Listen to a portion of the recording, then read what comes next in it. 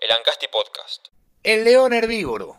La designación de Franco, o sea, Guillermo Francos, ex ministro del Interior ya, reemplaza en la jefatura de gabinete a Nicolás Pose. Este movimiento que ya se veía venir hace varios días que se venía hablando de este malestar que había con Pose, con el desempeño de Pose en Milei y en su hermana Karina y en Santiago Caputo, se venía hablando y se produce después de el mensaje que envía el señor presidente a la nación el 25 de mayo en Córdoba.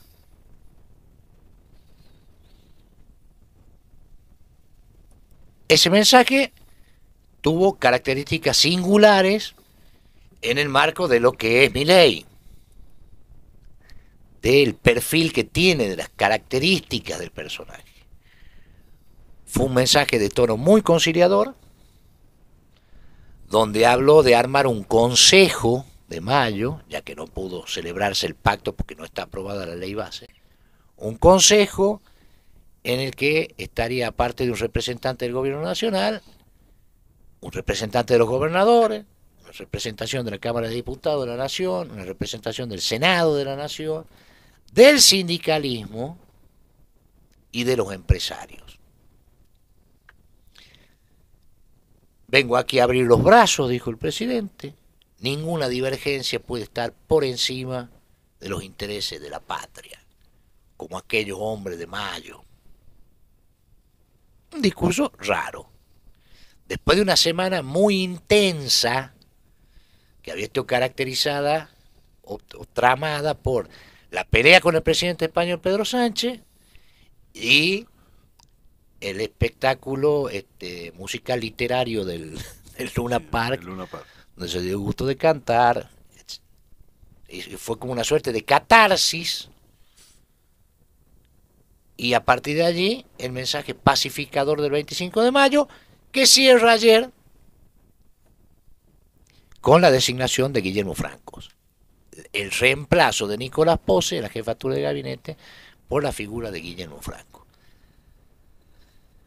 Guillermo Franco, dentro del equipo libertario, tiene unos rasgos muy particulares. Fundamentalmente la mesura. Un tipo mesurado, con emociones bajas, como le gusta decir al diputado nacional Miguel Pichetto, emociones bajas para tramitar la política, que construyó, a diferencia de todo el resto del gabinete, construyó relaciones con los diferentes actores de la política en lo que fue todo el proceso, aún inconcluso, de la ley bases, que todavía no termina de alumbrar en el Congreso. Un gran mérito, doble mérito diría yo, por el contexto general que rodeó a esa construcción de relaciones con los gobernadores, con los legisladores, con los intendentes incluso. Usted acuérdese que Franco asistió a esa reunión donde se lanzó la Liga de Intendentes del Interior, el Rosario, Sí, que no fue el intendente de la capital, Gustavo Sáenz, pero la capital estuvo representada doctor Mariano Rosales. por el secretario Mariano Rosales. Estaba ardiendo la ley base en diputado, ese mismo día que se trató en diputado. Se hizo tiempo Franco para ir a Rosario y participar de ese encuentro, con las difusas promesas a pillar que caracterizan la época. Todas esas relaciones las construye o las cultiva Francos en el marco de un presidente muy imprevisible y muy reticente a cumplir las promesas que Franco seguramente hacía en esas reuniones con gobernadores, con intendentes, con legisladores, etcétera. Entonces, doble mérito de Franco. Es como una figura de equilibrio, de mesura, de templanza, dentro de un gabinete que en general no se caracteriza por eso, empezando por el presidente. Y figura que se empodera después de ese discurso tan particular del 25 de mayo, tan conciliador. Hasta que estamos asistiendo a un cambio, veremos cuánto se sostiene, al estilo tan confrontativo. Un cambio de emociones, digamos. Claro, digamos, la confrontación con la casta, de la agresividad, es como si hubiera menguado. Vamos a ver si dura. Pero es una señal importante que se da a 6 meses, cuando estamos a punto de cumplir 6 meses de la asunción de Milei al poder. El presidente parece haber descubierto la importancia que tiene el arte de la política.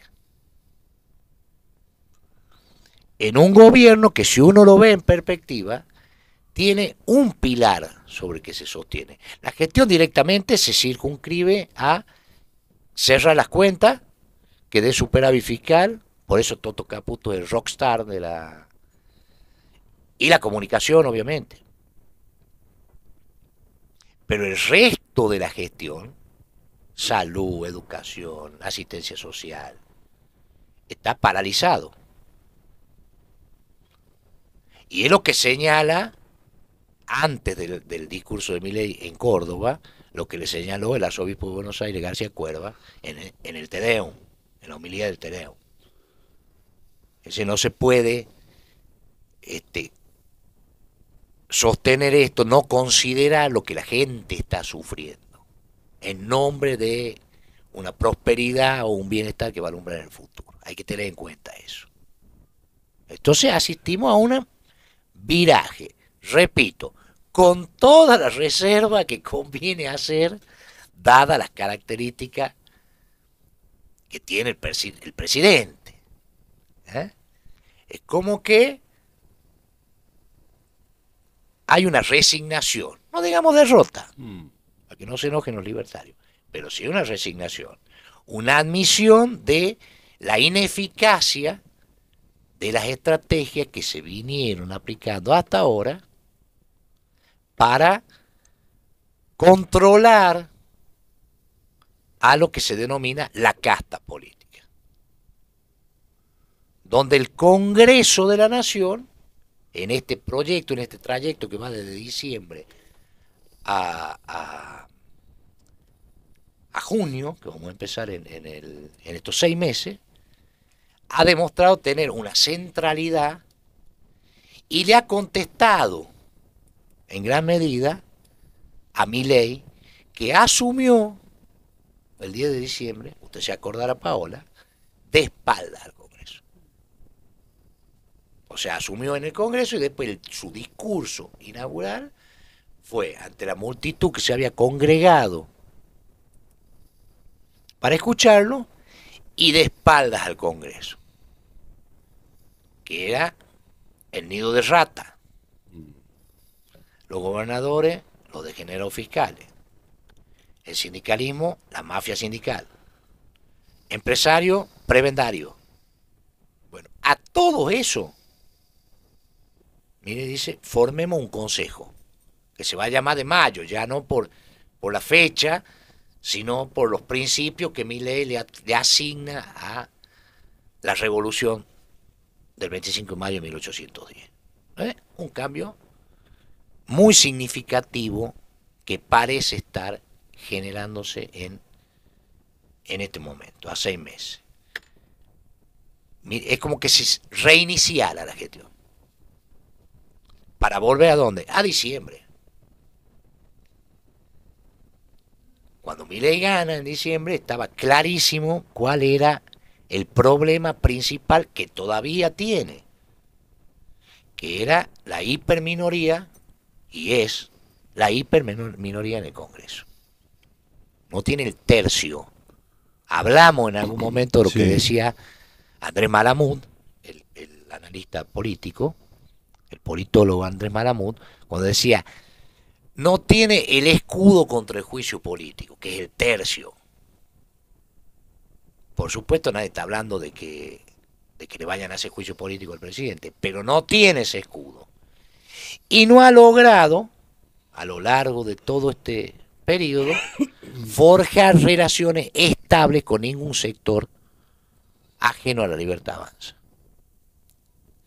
De manera tal que, bueno, me parece que Francos está encumbrado con ese objetivo que no se inició, que no se abordó en diciembre, se lo aborda ahora, que recomponer una red de relaciones políticas con la oposición, con los potenciales aliados, con los dialoguistas, encontrarle una dinámica de funcionamiento a lo que podríamos llamar el orden libertario.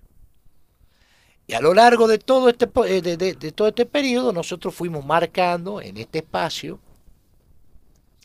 los emergentes que iban apareciendo, los gobernadores que se agrupaban de acuerdo a intereses regionales antes que órdenes partidarias, intendentes como la Liga esta del Interior que se despega de lo que es el área metropolitana y que reacciona ahora, bueno, el intendente Gustavo Sáenz está insistiendo con eso, para reclamar por la ampliación de los subsidios al transporte en el área metropolitana, mientras todo el interior tiene que aumentar el boleto. Ahora, o los gobiernos provinciales ver cómo se las arregla.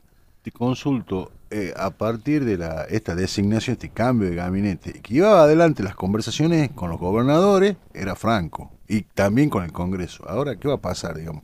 Porque todavía no nombraron quién se va a hacer cargo del diálogo con el Congreso y con los gobernadores. Bueno, no sé. Franco, en realidad, Franco suplanta a Pose. Sí. Y absorbe la función del Ministerio del Interior. El Ministerio del Interior va a ser una secretaría que va a quedar en manos, va a continuar en manos de Catalán, que es en mano derecha de Franco. O sea, el Ministerio del Interior va a estar bajo la órbita de la jefatura de gabinete. Digamos, ¿no?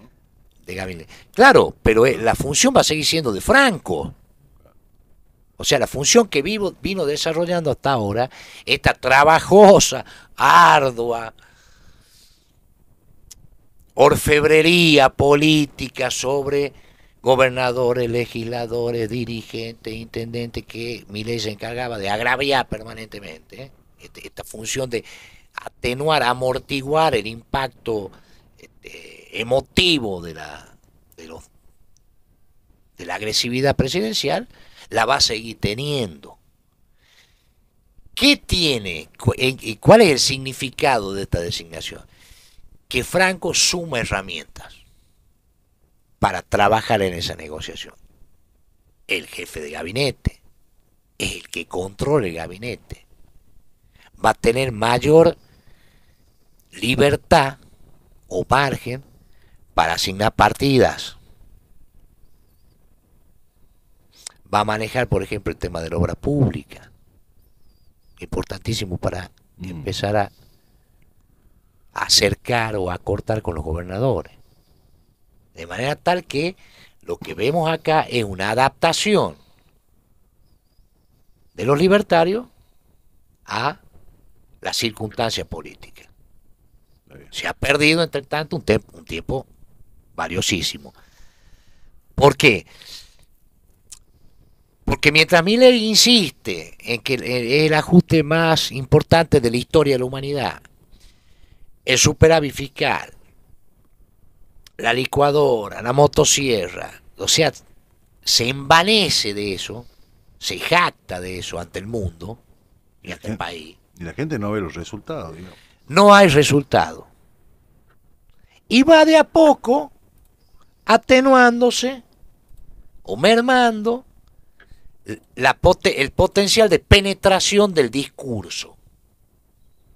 Entonces la gestión está asentada en un solo pilar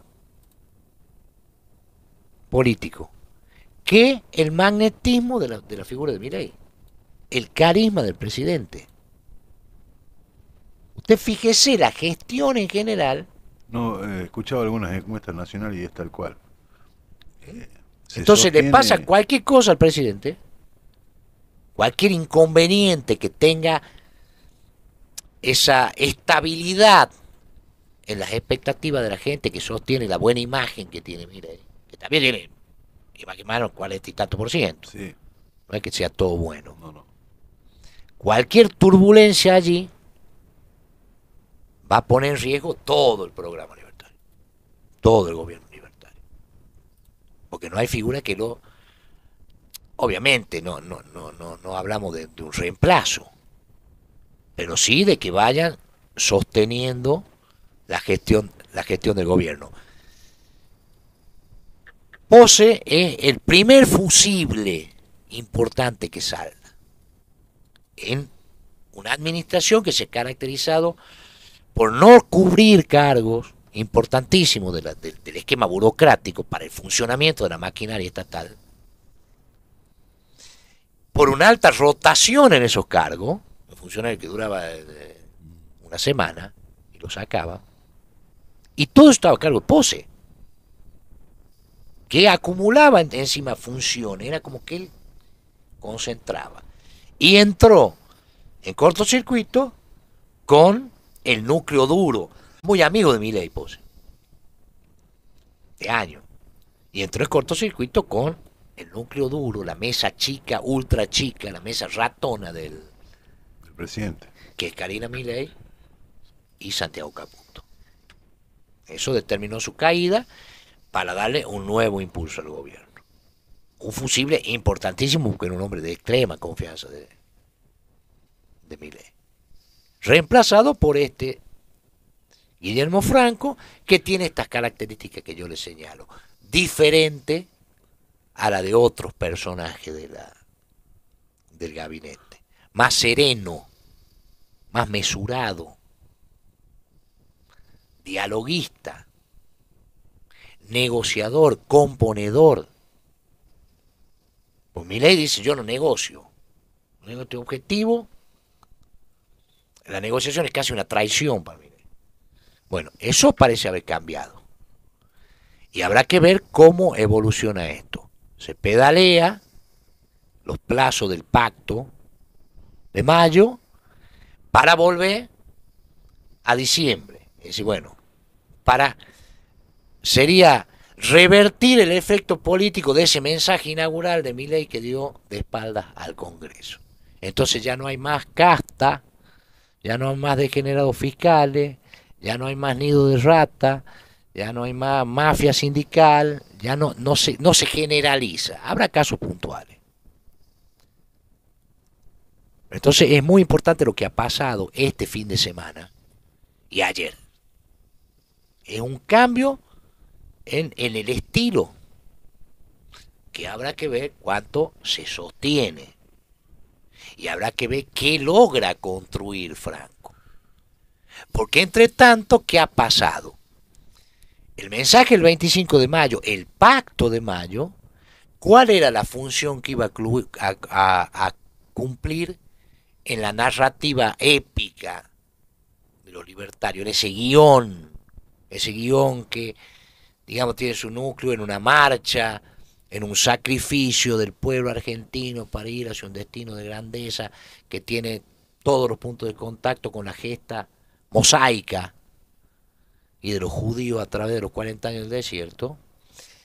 ¿Cuál era la función que iba a cumplir el pacto de mayo? La del principio, de otro principio de revelación, digamos. Los que estén acá están con el cambio, están con el país, están con el destino de grandeza. Los que no suscriban este pacto de mayo son los enemigos y quedan al descubierto ante el pueblo. Y en realidad el discurso mayo de Milei cumplió esa función reveladora, pero reveló otra cosa, reveló la fragilidad del gobierno, reveló las endebles bases sobre las que está sentado.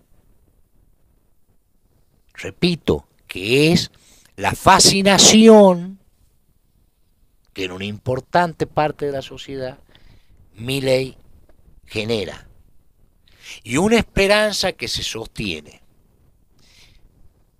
Milei emerge, lo decimos una vez más, de las ruinas de un sistema, del agotamiento de un ciclo, también hablo de eso. Emerge de ahí, que está pendiente de la reconstrucción de esas ruinas, en términos institucionales, en términos políticos. Y en el imaginario popular, en el imaginario de la sociedad, usted sabe, ¿qué es lo último que se pierde, Paulita? La esperanza. Entonces acá hay que ver hasta cuándo logra sostenerse esa esperanza solamente basada en la figura de Milei y en la eficacia como profeta, como profeta que tiene el presidente. ¿Cuánto va a ser? ¿Cuánto va a lograr sostenerse esa esperanza en base solamente a eso? Porque Milei es lo que se llama un líder providencial. Así es como lo está tomando gran parte de la sociedad argentina.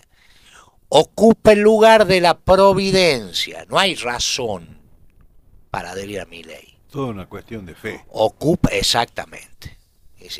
Bueno, venimos de una degradación, de una decadencia sostenida desde hace más de 10 años, donde la sociedad se va empobreciendo, donde el país se va debilitando, y la política que administró durante todo ese periodo se mostró impotente para resolver ese problema, para revertir ese proceso. Estamos en manos, bueno, si estos tipos no lo pueden resolver, ¿quién lo puede resolver? La providencia. No sabemos cómo, no sabemos de qué manera, no sabemos a través de qué mecanismo ni qué construcción. Necesitamos la providencia. Milei es la providencia. Mensaje de el arzobispo de Buenos Aires, García Cuerva, advirtiendo sobre las consecuencias sociales del ajuste, sobre una degradación que no ha cesado, sobre una pobreza que se extiende, sobre el desempleo. Discurso conciliador de Milei en Córdoba, desde el Cabildo, llamando a un gran acuerdo nacional. Eso que decía Massa. Sí. Designación de una figura como Guillermo Franco, el gran componedor, el gran negociador del gabinete libertario, con herramientas, ya, con acceso a lo que don Hipólito Yrigoyen decía, efectividades conducentes al presupuesto, poder de decisión sobre eso para aceitar esas negociaciones y esa reconstrucción del sistema político, y la extraña o saludable, podríamos decir, podríamos tener todavía nosotros también una esperanza, conversión del león Javier Milei en un león herbívoro. Podría haber dicho el 25 de mayo, como decía Perón, ¿se acuerda? Evolucionó de, para un peronista no hay nada, ni debe haber nada mejor que otro peronista, y cuando llegue en el 73, dice, para un argentino no puede haber nada mejor que un argentino, en ese abrazo con Balbín, esa foto que después terminó como terminó, sí. Historia nacional. O podría haber dicho, como decía, usted se va a acordar, Cotelo, ahora tal vez no, porque es mucho más joven que usted, lo que decía un poeta catamarqueño, ya extinto, se paraba ahí en la plaza de la estación, muy castigado, muy hostigado políticamente, y se paraba ese poeta catamarqueño y recitaba: cultivo una rosa blanca en julio como en enero, para el amigo sincero que me da su mano franca, y para el cruel que me arranque el corazón con que vivo, cardo ni ortiga cultivo una rosa blanca. ¿Se acuerda de ese poeta? Sí, ¿Quién claro, era? El Doctor Ramón Sáenz. Bueno. Claro, Podría haber dicho también, Milei, digo que cultiva una rosa blanca. que ese verso no es de él, digamos. No. Eso tengo entendido que es de José Martí. Así es, tal cual. Podría haber dicho eso también, Milei. Para el cruel que me arranca el corazón con que vivo, Cardo ni Ortiga cultivo una rosa blanca. Cultivo una rosa blanca en mayo. Después veremos. Escuchá este segmento en vivo en Mañana es Hoy por Radio Ancasti 98.5.